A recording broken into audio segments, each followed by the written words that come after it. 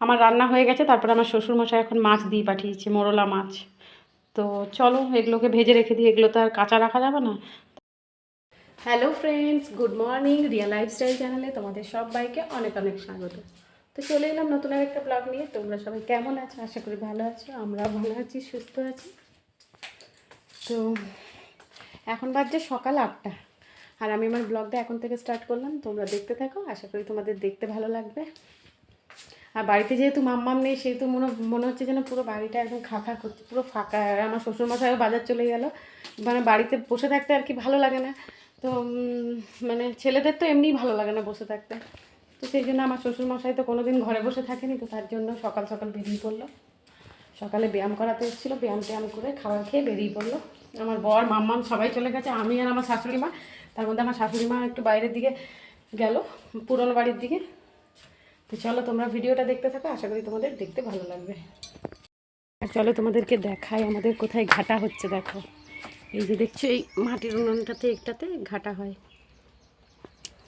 অনেক দিন আমাদের উনুনে রান্না করা মানে ছেড়ে দিয়েছি আমরা। এখন আমরা তোমার গ্যাসেই রান্না করি।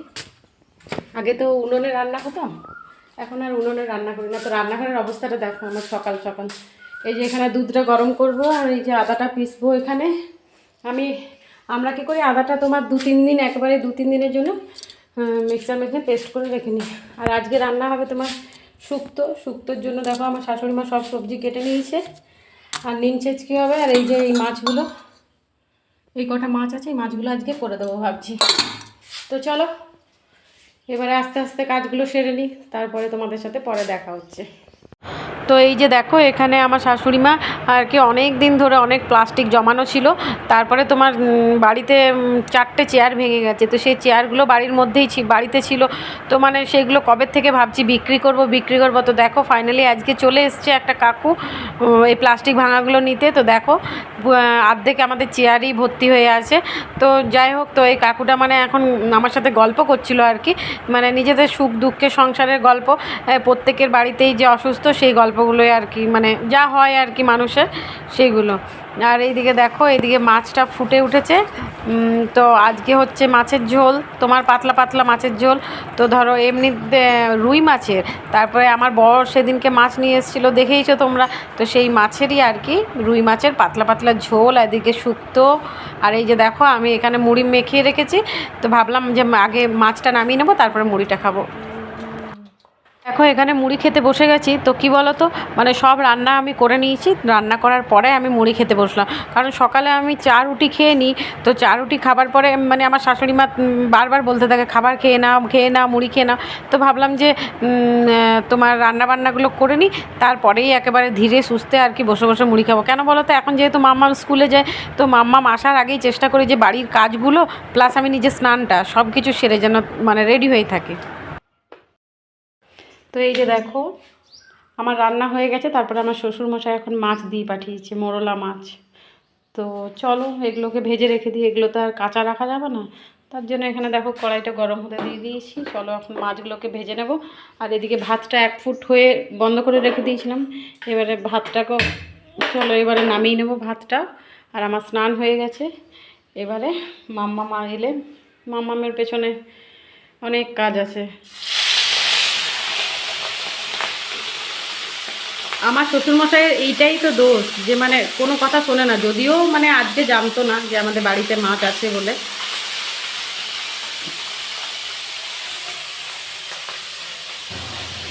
তো চলো আমি মাছগুলো ভেজে নিই। তো দেখো রান্না করে রান্নাঘর পুরো গুছিয়ে বাগিয়ে নিয়েছি। এবারে এখানে দেখো 1 গ্লাস ওয়ারেস, মানে ওয়ারেস জলটা গুলে রেখে নিচ্ছি। কারণ আমার বর মাম্মাম দুজনেই তো ধরো স্কুল থেকে আসবে।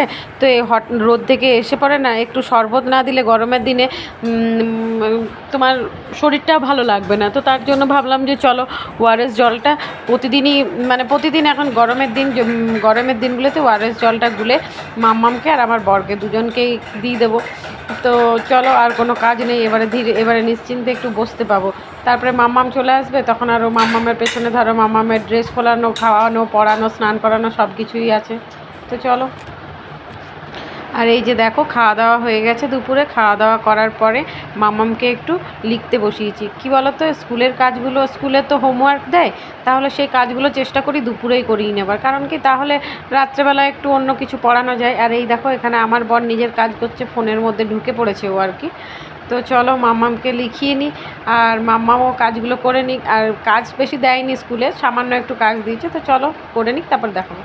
তো এই যে দেখো আমার মাম্মামকে স্কুলে কি কাজ দিয়েছিল, ক থেকে জ্ঞ তক। তো দেখো আমার মাম্মাম লিখে নিয়েছে সুন্দর। তো এবারে চলো আমার মাম্মাম একটু দুষ্টুমি করে নেবে, তো দুষ্টুমি করার পরে ওকে ঘুম পাড়াবো। তো একেবারেই তোমাদের সাথে বিকেলে দেখা হবে। তো দেখো আমি এখন রেডি হয়ে গেছি, আর এখন আমরা বিকেলে যাব বাইরে, মানে বাজার যাব।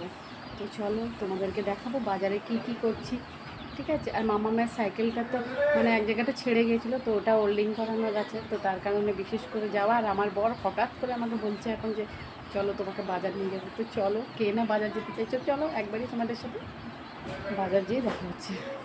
তো এই যে দেখো আমরা বাজার বেরিয়ে পড়েছি, তো দেখেছো তো আমাকে সাইকেলটা ধরে রাখতে হয়েছে, তার মধ্যেও আমি চেষ্টা করছি একটু কিন্তু ভিডিও করার। তো দেখো সাইকেলটা নিয়ে কত কষ্টে আমি মানে বাইকে বসেছি আর কি। তো যাই হোক চলো, তাও বাইকে কষ্ট করে বসলেও যাই হোক না কেন, বাজার তো যেতে পেরেছি। আর এই যে দেখো এখানে চলে এসেছি, তো চলো সাইকেলটা নিয়ে কি করছে না করছে সেটা তোমাদেরকে এখন দেখাবো।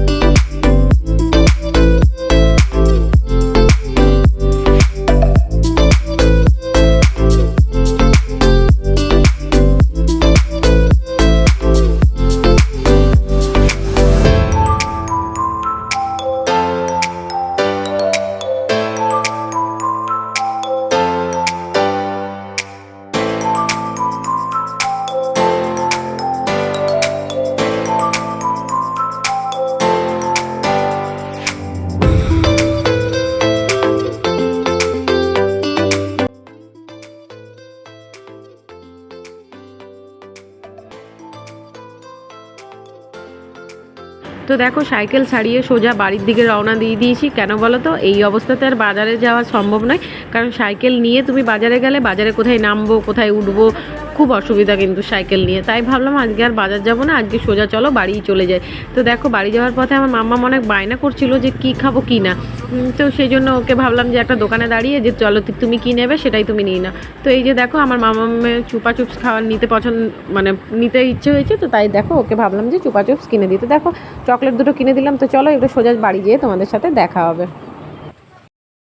তো চলো এখন মাম্মামের রুটিনটা একটু গুছিয়ে নিই, তারপরে মাম্মামকে একবারে পড়তে বসিয়ে নেব।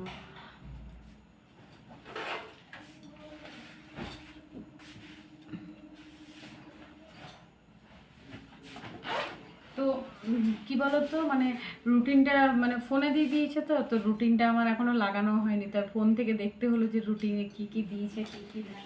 তো এত বই খাতা ক্যারি করাটাও কষ্ট একটা বাচ্চার পক্ষে। তো যাই হোক চলো দেখে নিই। ইংলিশ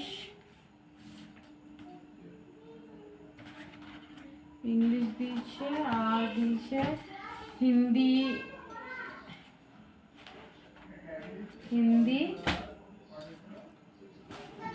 আর কিছু দেয়নি, হিন্দি আর ইংলিশ। আর প্রতিদিন তো তোমার খাতাগুলো নিয়ে যেতে হয়, হিন্দি ইংলিশ আর ম্যাথস, এই তিনটে খাতা তো নিয়ে যেতে হয়।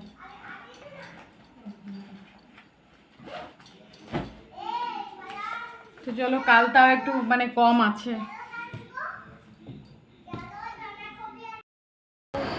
তো আজকে তো রাত্রের খাবার করেছিলাম তোমার রমার ঘুগনি প্রথমবার, মানে প্রথমবার করলাম। তো মানে আমার মাকে আর কি জিজ্ঞেস করেছিল, মা করেছিল একদিন, এই পরশু না কবে করেছিল, তো মা বললো করে দেখবি, তো তাই আজকে একটু করলাম। তো যাই হোক মানে আমার বরের খুব ভালো লেগেছে খেতে, বেশ ভালো লাগলো আর কি।